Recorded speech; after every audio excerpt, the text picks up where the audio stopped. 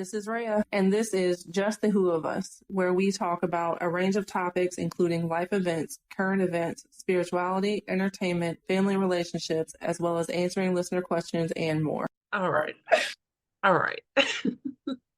Get it together. Okay. So today with us, we have Candace Tozer here to speak on trauma healing.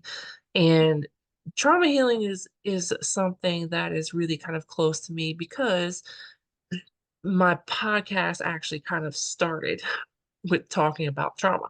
The first, not the first episode, but like it seemed like the second episode and quite a few in, I had people coming on, they were talking about their traumas.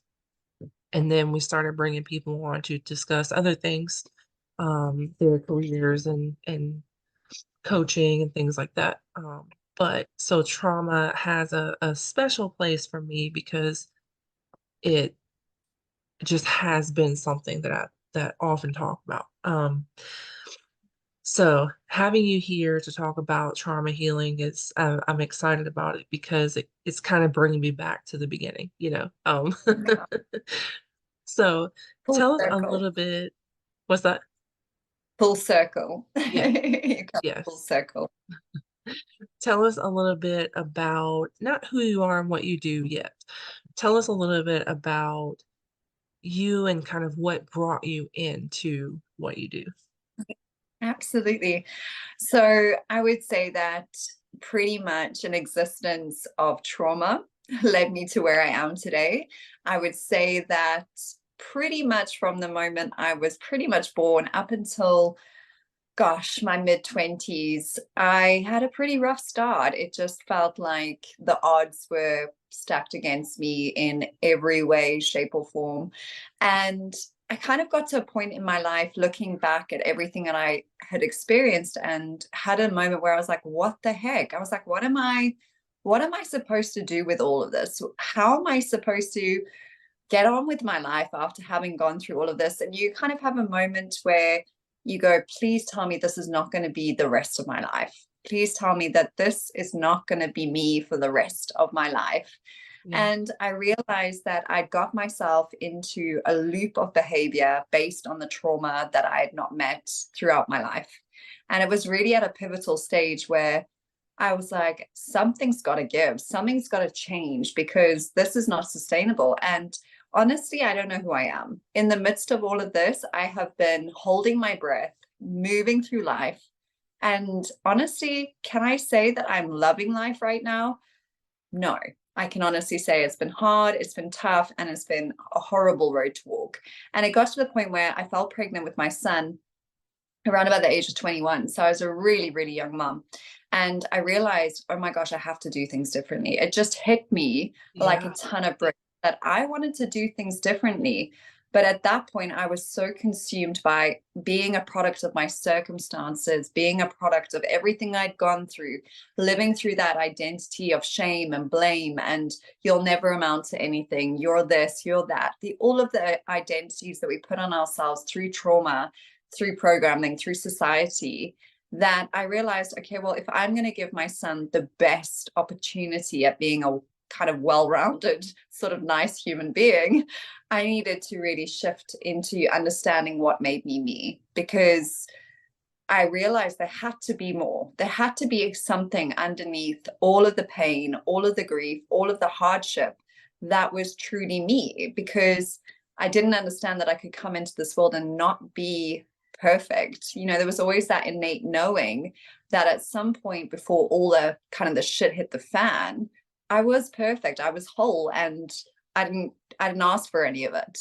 So living in that place of accepting my circumstances to make me who I was as a byproduct of that, I was like, no, I get to make a choice, damn it. Like, I get to actually choose how I want to go forward. And yeah, it was kind of at that point where I realized that I didn't have to be defined by it anymore. Like, I could actually move forward into using it as an opportunity to grow, to be empathetic to other people that had gone through similar journeys. And yeah, it kind of catapulted me into many, many deep, dark depths of soul I can discovery. imagine, And yeah. It was hectic because the thing is, what nobody tells you about trauma is rather you have two choices. Either you can deal with it as it comes up as an ongoing process, or you can just ignore it and ignore it and ignore it and get to the age of 21 where you've now got compounded interest of trauma sitting in your field, sitting in your physical body. And now you've got to go, okay, 21 years of trauma, let's have at it.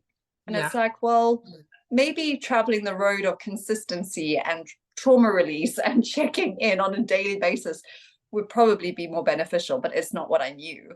So I would definitely say to anybody, if you get given the choice to deal with your trauma as it comes up, do that.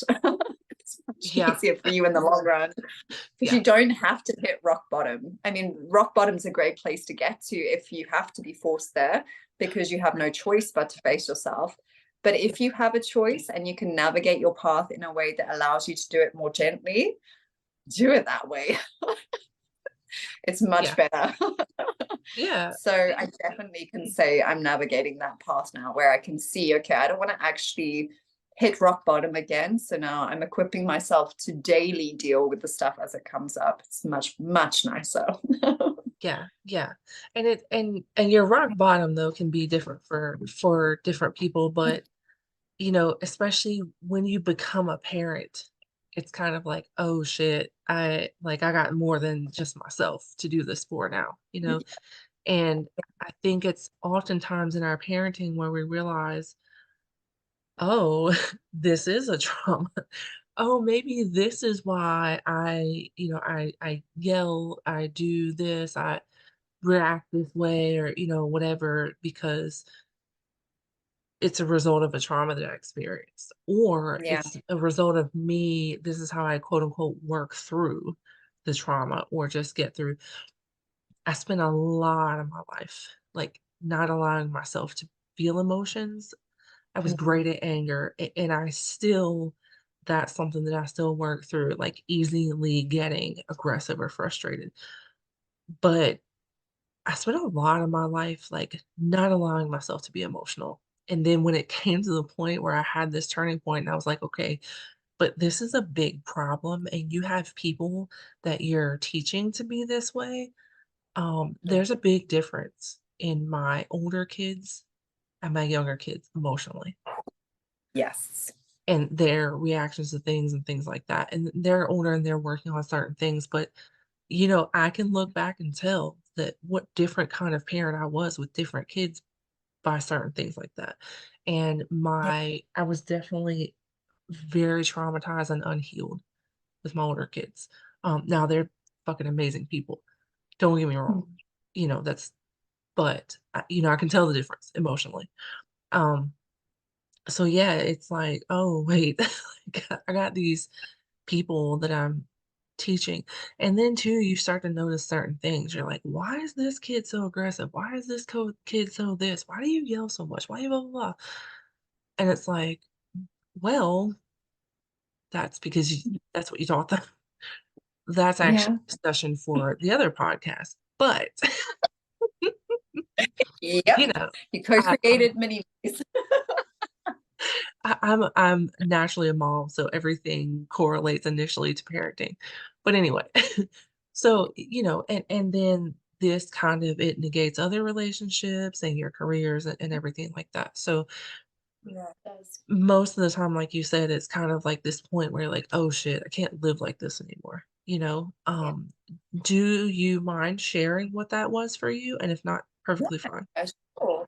I think for me is I went through growing up, I went through a lot of sexual trauma, like a lot of sexual abuse from like a young age throughout into like my teenagehood, into my early adult years.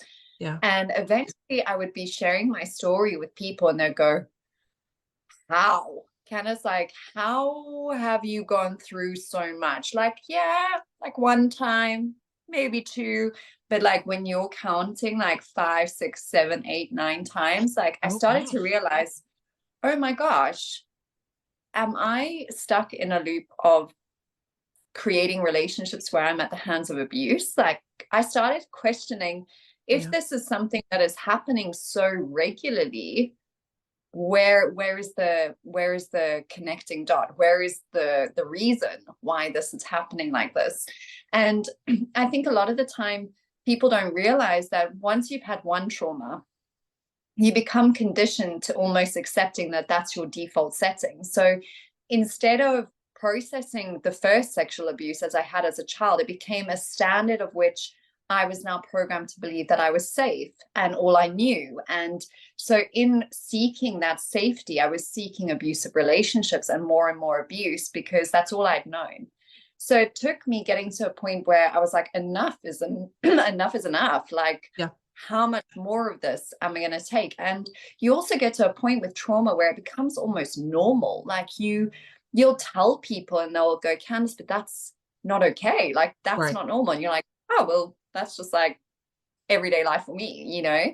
And you start to recognize, oh my gosh, it's become my program. It's become my survival mechanism. If I don't have that trauma in my life, who am I? Yeah. And good God, that's so scary, because when you realize that you've created your entire persona based on your story, and now you've got to try and take that away, like, who the hell are you when you can't identify with that anymore? Yeah. And I just realized, like, there were so many things within my life that I was like starting to draw all of these parallels, and I was like, oh my word, like, as much as I could understand that there was a lot to do with, you know, innocence and childhood that wasn't my fault, I was just perpetuating the cycle of childhood trauma and just continuing it on as a default setting in a program. And also I got into a survival mechanism because I recognized if I faced my pain at that point, I probably wouldn't have survived. So I was kind of getting to that point where I was kind of allowing the ego to keep me alive, because facing the trauma at that point in my life was just not an option. I was like, no. I wasn't in a mental state where even remotely addressing it was going to be an option for me. Yeah. And weirdly enough, that's exactly what I needed to do. Even though I was feeling like this is the end, had I actually faced my trauma the first, second, third time, I would have been able to get out of that loop of self-sabotage. But of course, when you're in it, you don't see the exit door. You don't see any way out of it. Right. And I think it got to a point where I just started realizing that I was really participating in creating my own shits. And I actually just decided I wanted better, you know. And when you become responsible for children, especially, you can't even imagine. I became so petrified that the same cycles that I'd gone through with various degrees of abuse, trauma, really terrible experiences was going to be perpetrated on my kids. And then when you start to witness an innocent child with that possible risk, for some reason you don't see it for yourself, but you want to now keep these kids safe. You'll do everything in your power not for them to repeat the same things you went through. And it dawned on me one day, I was like, what about my inner child? I was like, here I am pouring my heart and soul into these external children of mine. What about my inner child? What about that inner child that I've neglected to actually reparent and actually tell she's okay, you know? And it was in that kind of taking responsibility for my kids that I realized, whoa, if I'm going to take responsibility for bringing them up in a conscious way, I need to take responsibility of reparenting myself. Yeah. And that's when it was like, oh God, okay. So, I mean, like the first 5 years of my son's life, I was really in the depths of trying to figure that out. So I can definitely say it was up and down. So you're in limbo, because you know that you want to do better and you know that you want to see better, but there's almost like you just don't know how. And it was kind of at that point that I was like trying to find the ways of dealing with trauma. And I didn't really have all of the tools at that point. So you end up beating yourself up quite hard. Like when you fail, it really feels like a failure, when actually you're just shedding all of these layers and you're growing into yourself and you're reparenting yourself. And it takes time and it takes grace and it takes understanding and it takes so much courage, but you're just beating yourself with the shame stick the whole time. And so some days you get it right, some days you get it wrong. And when you get it wrong, you feel like you've taken 20 steps back and you beat yourself up again. And so you go. And then I'd say pretty much into like the first year of my daughter's life, like she's 5 years younger than my son. I woke up the one day and I was like, right, I'm done. Like I need to get rid of everything that is possibly plaguing me right now, because I'm honestly not, obviously I'm not doing it right. Yeah. That was my theory on it. I was like, I'm trying to analytically go in my head and be like, what happened? Are you okay? But no one had ever told me that trauma was a feeling thing. Like, you need to feel your pain. You need to be with your pain. They were like, just talk about it. Go see a psychologist, pop some happy pills. That will right all the wrongs in your life. You'll be good. And I was like, okay. Meanwhile, like, I was getting more depressed on the antidepressants, and talk therapy was just perpetuating the cycle of me going, I don't want to look at my trauma again and again and again and again in this way. And I was actually just re-injuring myself every time I did that. And then eventually, just by, like, I swear, the grace of miracles, there were so many people that just came into my life and they're like, have you thought about doing this? Have you thought about trying this? And all of a sudden, like, my eyes were just open to all of these alternative modalities that really, really encompassed what it meant to feel. Because I'd been on autopilot for the longest time.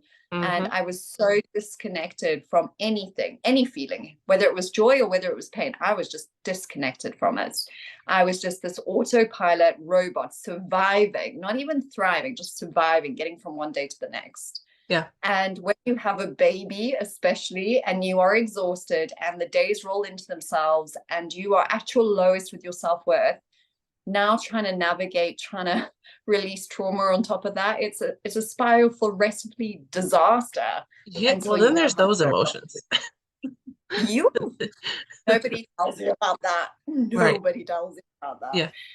And you're sitting there going, I should be feeling a certain way. I've got so much to be grateful for. And I did. You're supposed to be happy. This is the happiest day of your life. And I'm sitting there going, why do I not feel anything? I feel nothing. And it was at that point where I really, really hit rock bottom, and I was holding everything together for everybody except for myself. And I realized, like, actually, I've got to start feeling. I have got to start feeling. This is getting dangerous now. And it really got to the point where I recognized that I was pouring all of my energy into everything else. So I was a workaholic. I would literally just throw myself into corporate work for hours and hours. I'd work weekends, I'd work nights, I'd be constantly on call. I'd then be a parent to 2 kids. I'd try and be a wife, try and run a home. I'd busy myself with absolutely everything, but actually coming into facing myself because I was too afraid to feel.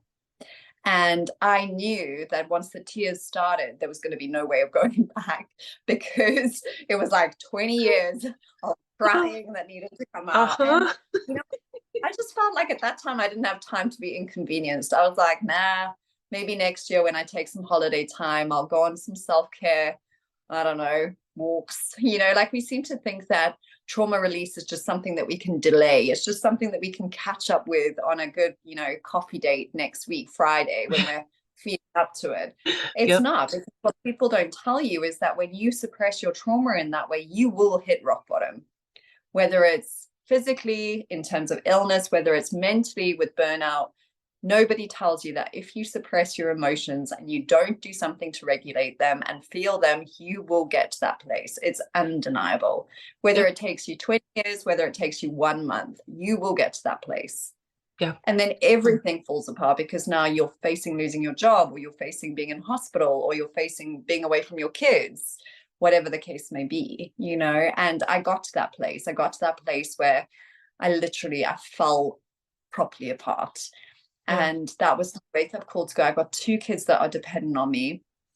My marriage, by my own doing, completely fell apart, completely. And looking back, I can completely see why, because I wasn't a human. I wasn't present. I wasn't giving. I wasn't doing pretty much anything other than being this really active, proactive, career-driven woman, and even to the extent that I'm hiding behind Botox and lashes and nails and fillers and makeup to present this ideal woman to the world. Like, nobody had a clue that I was not okay. Like, I hid it so well, and I even hid it from myself.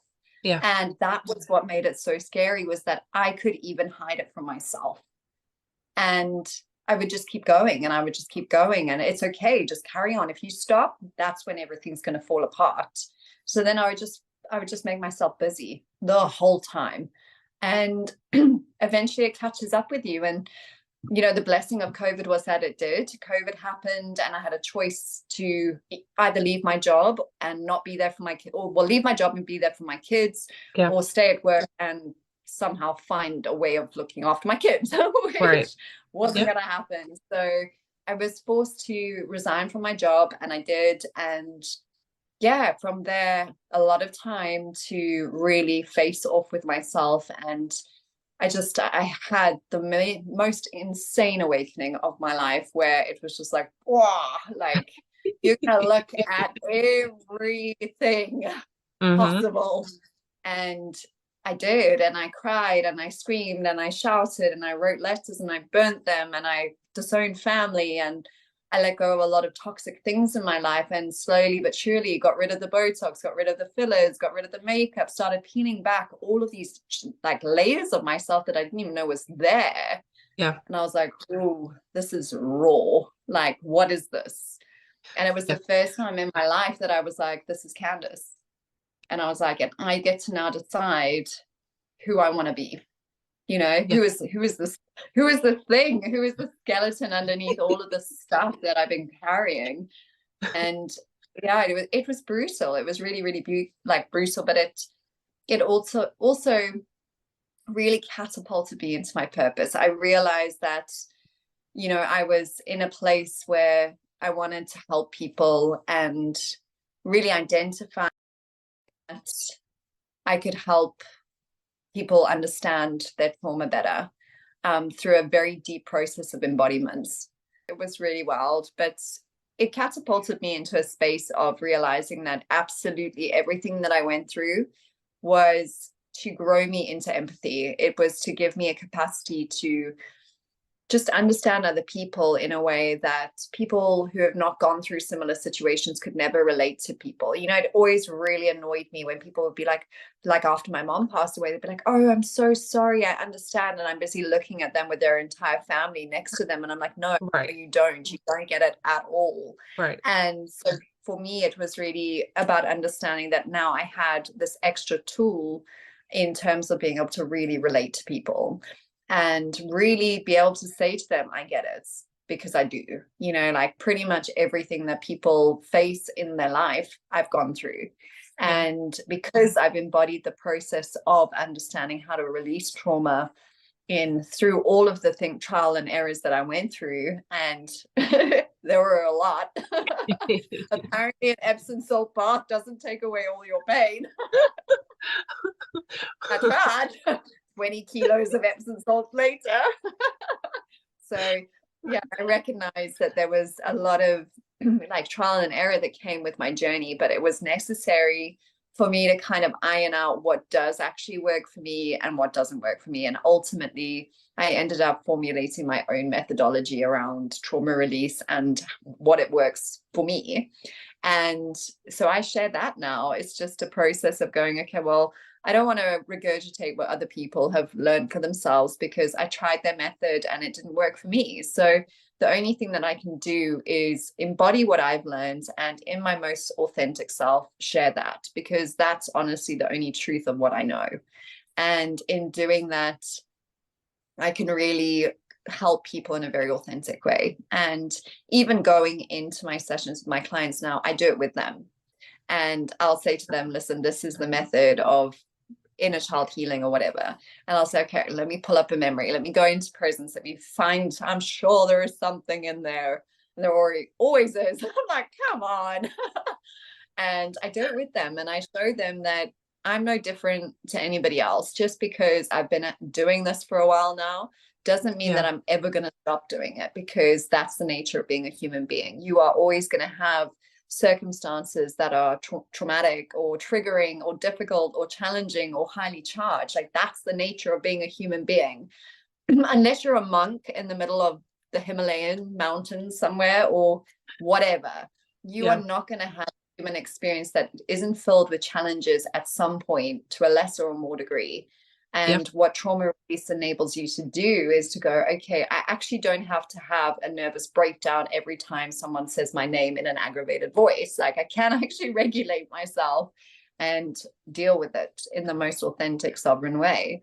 So it's been a journey, but it's been beautiful. Like I couldn't even imagine 10 years ago being on the other side of all that I went through. Like it's quite something, and it's beautiful because now when people say to me, tell me about your life, it's not when I was this age, I was this. When I was this age, this happened to me. It's I'm Candace. This is who Yeah. I am now. It's not let me Right. regurgitate the years of my life so you know who I am. Right. Because we become so fiercely attached to those labels. It's just crazy. Yeah. So it's beautiful. I'm just me now in this moment. I am that I am, and it's taken a long time to get to that point. So it's been a journey. Yeah. You know, one thing as far as like the self-identifying, one thing I remember when I was working on a writing project and the publisher was like, tell me who you are. And of course I start off, well, I'm a mom, I'm a wife, and they're like, no, like tell me who you are. And I'm like, but that's what I am. You know, and while those things are important, sometimes we all often start with I'm a so and so survivor, or I'm, you know, this experience that I've had, which doesn't Yeah. take the significance, right? Because nothing will take away the significance that I am a mom and now a wife. And but so many times we don't, what do I like to do? That's part of who I am too. You know, we get so kind of like start drowning in all these other things and responsibilities and or you know, our career or whatever it may be, but who we are doesn't have to consist of, like you said, the bad and the things from our past. Because I made a post years ago and I think it was on Twitter. I don't really use Twitter now, but years passed and I went on Twitter and the things that I saw on my feed, like I made a post and I was like, I'm a slut, I'm a bad person, I'm just like all these bad things about myself. And I'm like, why? I don't know why I did that for one. It gets self-pity kind of thing. Yeah. Um, but I'm like looking back and I'm like, I'm none of those things, the Yeah. person who I am now. If I identified who I was 10 years ago, it probably wouldn't be quite as good as what I identify as now. 15, Yeah. especially 20 years ago, you know, like you have to, Exactly. we have to work through it, leaving in the past. And, you know, on the, the first time I started feeling emotions again was when I started writing my autobiography. This was way before it was published, probably a few years before I even started that process. I started writing it and I just started the first chapter about my, it's called daddy issues, but it's not what you would think it is, you know. But it talks about different things. So different things pertaining to fathers. And I was just like crying, just breaking down. I put it away. I didn't even finish, I didn't even go back to the book after that for, I don't know, like 3 years. Just put it away. It was too difficult. Then when I picked it back up and I started working with the publisher, she was like, but you know, like you're gonna have to work through this stuff and like feel these things and to help yourself get to a certain point where you can talk about these things and it doesn't kill you, you know? Um, and it, I mean, I cried everything. I say this all the time. I cry, my eyes water, everything is ridiculous and it's annoying, but I feel emotions again. So it's also great, you know? I know, and that's the thing, you know, I think it's fundamental, you know, the level to which you can heal is the level to which you can feel your pain, and it's about understanding that your pain doesn't identify you. It's not wrong. Yeah, But what I came to realize really early on is that if I'm going to be this real estate, if my body is my real estate, then I'm not going to have squatters living in my real estate for free. Like they need to be there with yeah, a purpose, they need to be there serving me. And what I found trauma to be were literally squatters that were like shitting on the floor, scraping the paint, ruining the banisters, burning the curtains, doing their yep, drugs. Like when I personalize my trauma, that's what I get. And I realized I was like, shit, I actually have a choice because I'm keeping it there. yeah, Nobody's forcing me. keep it there. I am making that choice every single day that I don't choose to evict it. I'm making that choice. And when you start realizing, actually, I have the choice to redecorate my house and take back my real estate, you get to start looking at yourself and go, what would that look like? Yep. What would it look like to be free of the phobias and fears that I now have because of these traumas, all the restrictions on the things that I can't do because I'm still wrapped in trauma? What would it look like to be able to parent my kids in a conscious way because I'm free of all the stuff that has left me in unconscious parenting? What would that look like? Yep. And then when you start to actually do it and you realize, oh my God, like I'm so powerful. Nobody's doing this for me. Nobody's taking this away for me. No amount of talk therapy, even going to other healers, is going to take this away from me. Because what I realized very early on is that the healing journey can often look like, okay, how best can I outsource?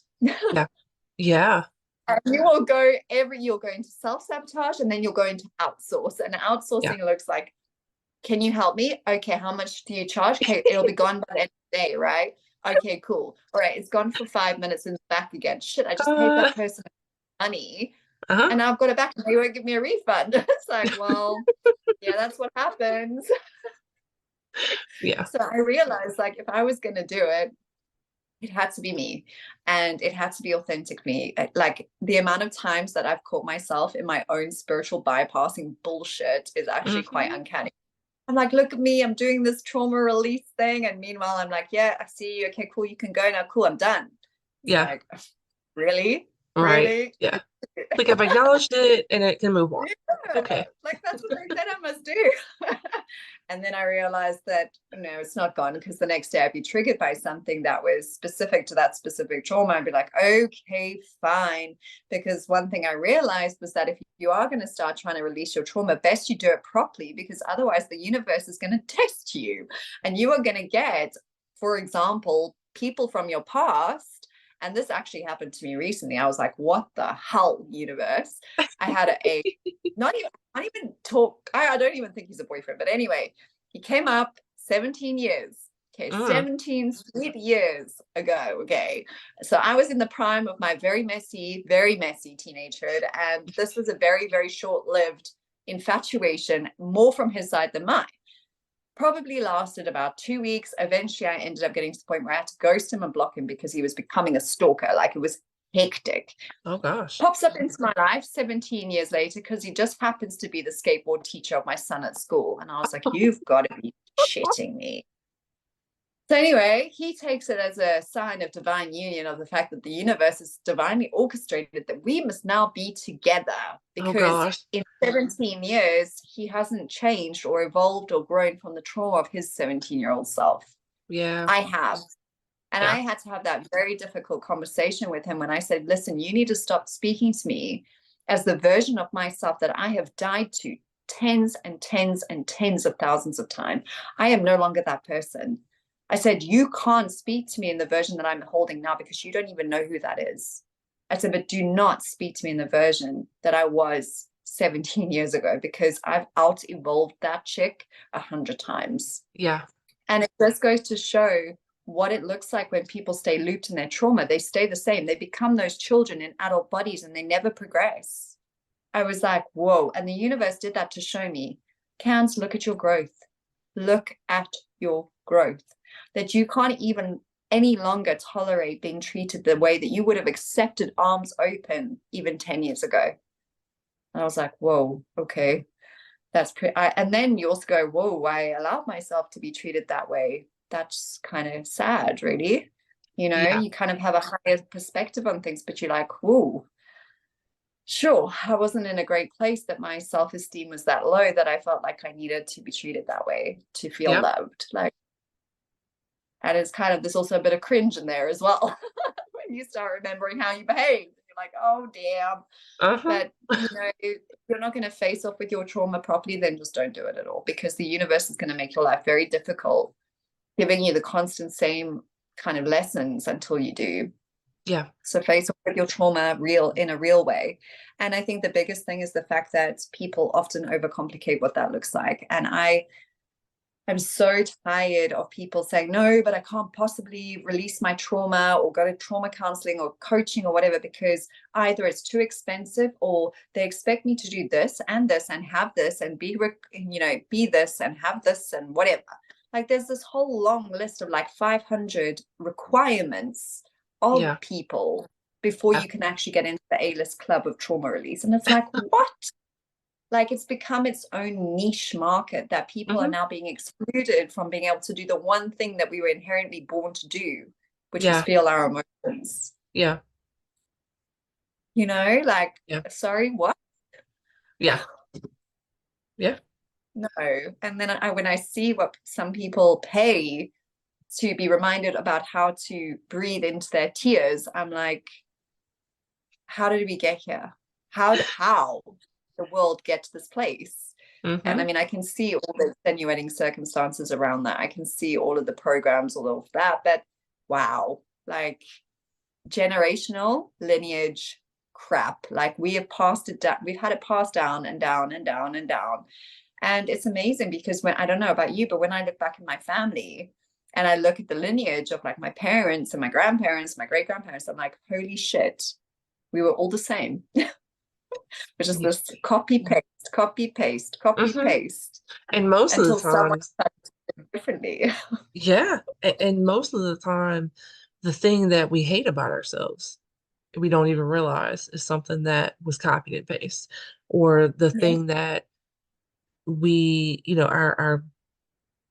our biggest vice or our biggest fear of becoming, Yeah. these can all be things that we learn. The Yeah. thing that we hate about ourselves the most, or, I know.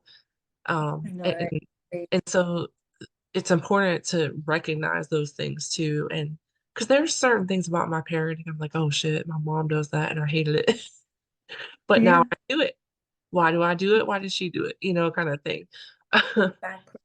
And the thing is, I think it just comes down to the fact that every single one of us has been gifted with intuition and resonance. Like at any given point, if you are doing something and you're kind of questioning why, you can either say, okay, well, I'm actually going to kick that habit to the curb, or actually I quite like that about myself, regardless of whether someone says to me it's, oh, you've inherited addiction through ancestors. Like, no, if I actually enjoy it, then who's anybody to argue with that? Because at the end of the day, the only person that I need to answer to is myself.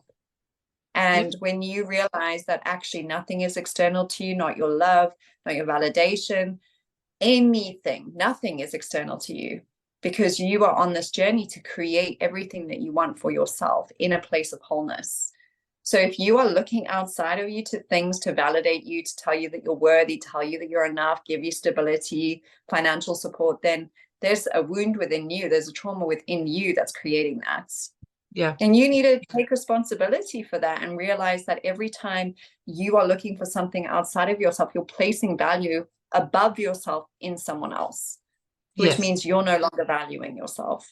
Yeah. So it's actually such an easy process to recognize where we are operating out of a traumatized space. It's just Yeah. not a conversation that a lot of people want to have, because let's be honest, there's a lot of money to be made in pharmaceutical happy pills and commercialized psychologists and psychiatrists. There's a lot of money. So then I'm going Yeah. to say, all you need to do is feel your pain and your trauma to the depths of your being and allow it to meet you in your true self. What? That's for free. And it took me 5 minutes. That's $1 million a day. Like, Yeah. you can understand it, but it's crazy. Yeah. It's the financial component is one thing. One of my factors that when I started my coaching business, I intended for it to eventually become a psychology practice, right? A therapy practice.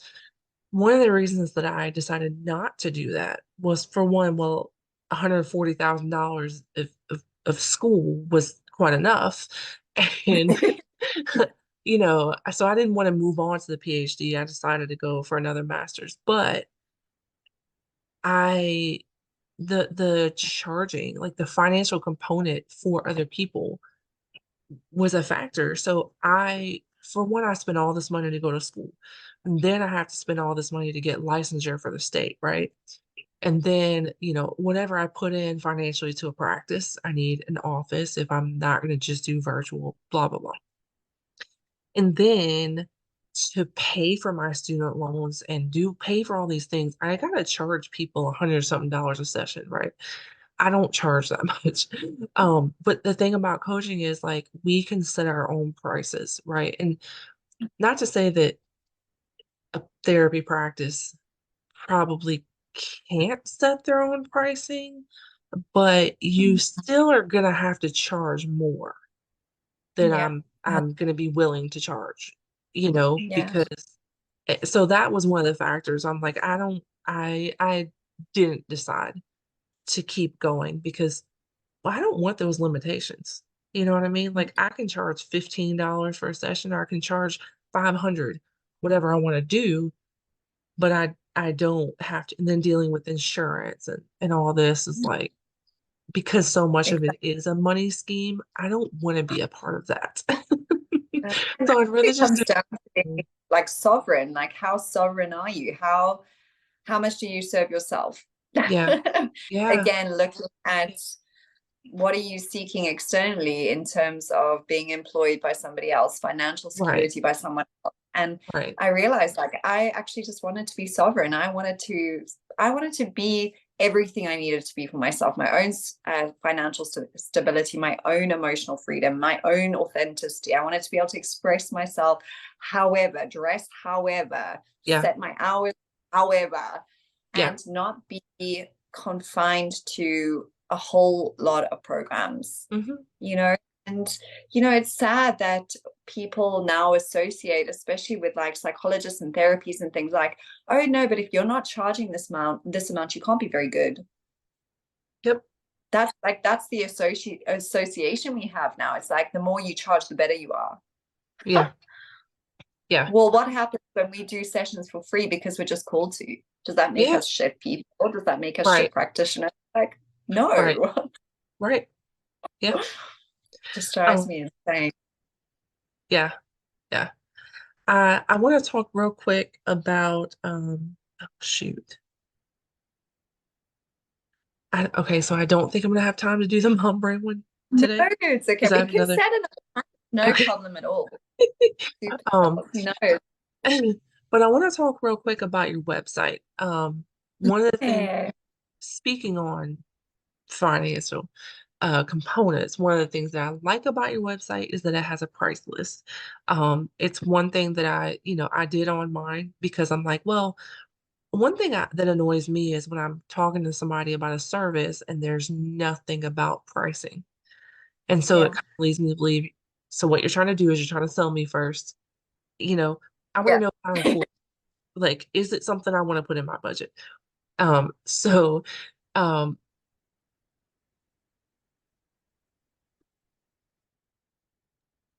I appreciate that about your website that it has a price list. Also, you are also a contributor to Brains Magazine like myself, which is where we met. Yeah. Yeah. We are brainy bunch. We are the good contributors. No, I'm in. Um, Yes, that's you. yeah.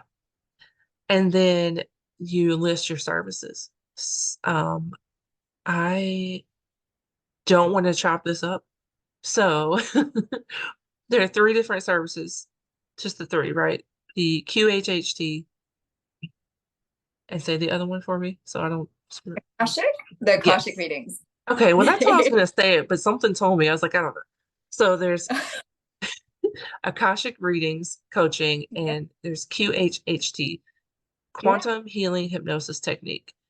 Um, Yep. these are seemingly pretty different services They're within the very out same there. realm. Yeah, but the QHHT and the Akashic reading, I haven't seen those before, especially just Beautiful. in coaching. So that was really interesting to me too. So if you are looking for a coach who provides you a couple of different options than just your basic coaching, this is your woman. Bring it on. You know what? I absolutely love the fact that one of the best things about coaching is that you can do whatever you want.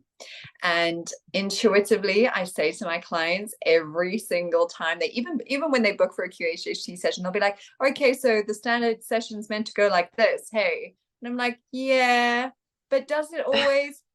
No.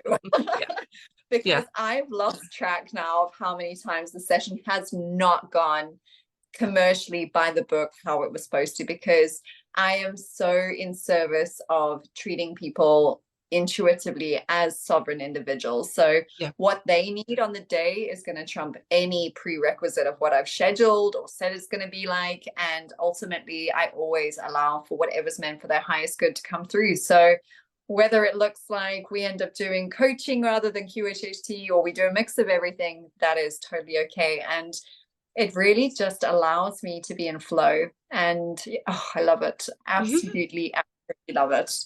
It is just the best. And I mean, before that, I was just doing the QHHT and the Akashic readings. And I realized like I really wanted to share a lot of what I embodied, because obviously the Akashic readings I was taught, the QHHT I was taught, and I didn't have my own stamp on things. So that's when I started my quantum coaching, because I was like, all right, all of the stuff that I've gone through, I need to like use it. Come on, I didn't go through 25 years of hell not to be able to relate to people and teach people about it. So the quantum coaching was kind of formed out of that, to be like, hey, I'm here, been through it, done it, on the other side of it, let's get you started. And it's just been the most beautiful journey, because in that vulnerability of saying to people, I've been where you're at, but I'm here now. So I'm a living, breathing example that it can be done. Do you trust me to hold that space and get you to the other side of this? And 9 out of 10 times the answer is absolutely, I'd love to. And there's nothing better than seeing people in their potential and seeing them at the end of their journey going, you've got everything you need now. Off you go fly. It's gorgeous. So I mean, there's so many avenues that I'd love to go into, but right now I'm just really enjoying the season that I'm in, and I'm sure it will branch off into, I mean, I'm originally in was from corporate, so I'd love to get into kind of corporate wellness and undoing the corporate world in terms of the way that kind of employers treat employees. But that's another ball game altogether. And it's going to take quite a lot to get into that kind of that niche market here, because South Africans are very stubborn. They love just like the clause 5 of the Employment Act says, I must do this, this, and this, and they're very like rigid, and they don't understand that it's not a robot that you've got employed for you. It's actually a human being. Funny that. Right. You know? They have needs, they have feelings, they have things they need to process. Give them the space to do that, and you'll have a much more productive human being, which will be good for your business. But I think we're seeing a shift in that in the planet as a whole. Actually, everything is kind of shifting more towards offer your staff yoga before they come to work, or offer them mental health days, or wellness clinics and things. So I think we are slowly shifting to understanding that people need to release their trauma, that they have a lot going on at home, and that very often work is a safe space for them. So give them the tools that they need to process what's going on at home and allow them to heal and be productive. I mean, you're killing like 2-3 birds with one stone. That's a terrible saying. Oh my gosh. Why is anybody killing birds with stones? Oh, let's not do that. Sometimes you have to wonder where these things come from. I'm just like, okay. Right. Well, I don't know. Maybe it was so long ago that's all they had to do was just throw stones at things. I don't know. Yeah. Oh God. We need to start making some new ones. That's for sure. Oh, I really appreciate your time so much. I know that you've got another call to go to. I know. But thank you. It felt so organic and easy, and God, I could talk to you for hours and hours and hours and hours. I have a proposition for you on that, but I'll email you shortly. And we'll set up the other one. But for now, let everybody know where they can find you. So I've got my Instagram handle is @candice.tozer, and then I've got my website, which is memonesse, which means to remember in Latin, memonesse.me. So it translates to remember me. Oh Oh, which was nice, really nice. thought out of. Yeah, because everybody loves a different website. Nobody can Yeah. ever get hold of my website because it's not .com. I have shot myself in the foot with that one. But anyways, that's never. Oh, Oh, all right. thank you Well, so much for such a beautiful chat. And I'm sure we'll speak soon, soon, soon. But you must get a bit of a breather before your next call. Otherwise, you're just yeah, going to be in a flat end. go throw the Enjoy. rest of the dinner in the crock pot real quick. Yeah, no fires, no burnt dinner. Right, right. Oh All my right. gosh. We'll chat soon and yeah, have a beautiful rest of your day. See you. You too. Thank you. Check us out on YouTube at Rhea Higgs, ReaHagues. You can also keep up with us on Instagram at Just the Who Podcast and Facebook at Philology.